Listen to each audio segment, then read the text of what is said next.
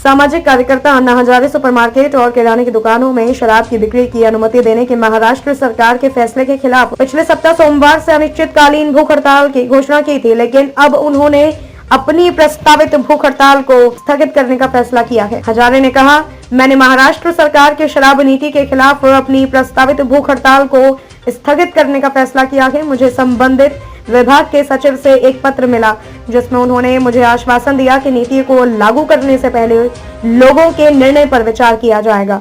गौरतलब हो कि पिछले हफ्ते हजारे ने मुख्यमंत्री उद्धव ठाकरे को एक पत्र लिखा था जिसमें कहा गया था कि राज्य के लोगों ने मांग की है कि सुपरमार्केट और वॉक इन दुकानों पर शराब की बिक्री की अनुमति देने वाली नीति को तुरंत वापस लिया जाए। रविवार को अपने गांव में हुई बैठक के दौरान हजारे ने कहा कि शराब बेचने के लिए बियर बार, परमिट रूम और दुकानें बहुत है, फिर सरकार इसे सुपरमार्केट और किराना स्टोर में क्यों बेचना चाहती है।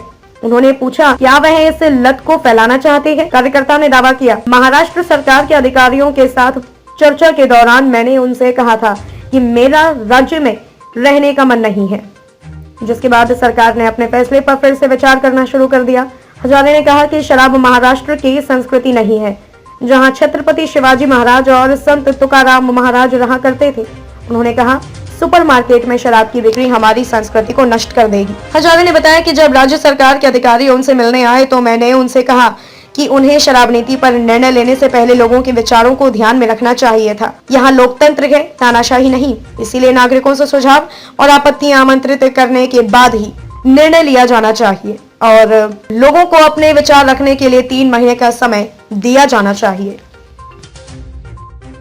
अगर अभी तक आप लोगों ने हमारे चैनल को सब्सक्राइब नहीं किया है तो सबसे पहले इसे सब्सक्राइब कर ले, साथ में रेड कलर के बेल आइकन को दबाएं, जिससे कि रोजाना देश विदेश की खबरें आप तक पहले पहुंच सके। साथ में आप अपने सुझाव को हमारे कमेंट बॉक्स में भी लिख सकते हैं और इसे ज्यादा से ज्यादा शेयर करें।